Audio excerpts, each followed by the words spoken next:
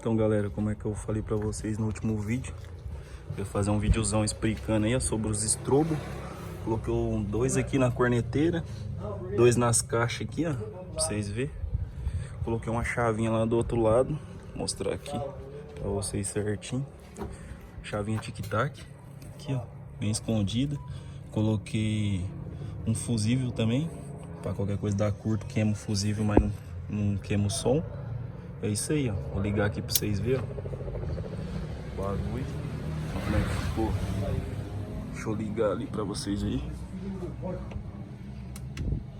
Aí pra vocês verem como é que ficou massa. Ficou top, hein? Você é louco. Vou pôr um som aqui pra vocês verem. Gravão, o bagulho tá dando.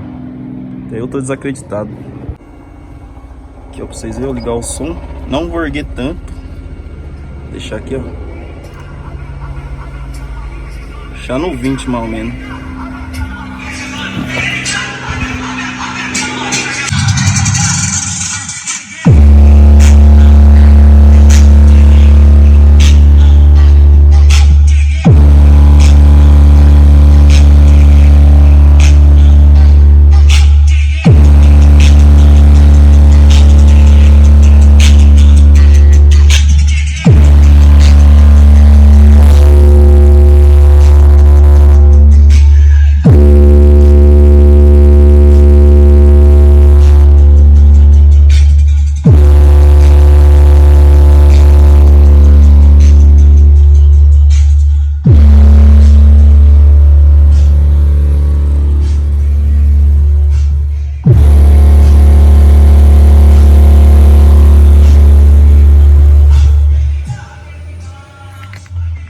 E aí, o que você achou? É louco, gravo do caralho.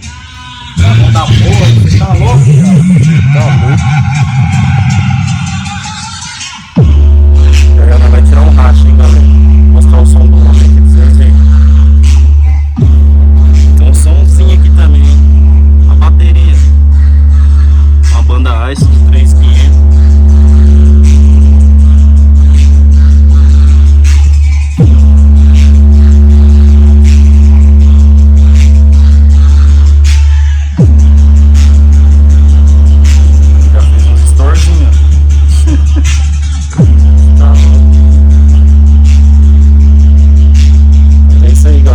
Muito rico na nossa agora.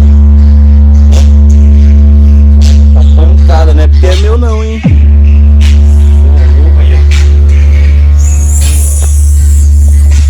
Vou botar de música aqui pra nós ver se é só que essa música mesmo gravão é com outras.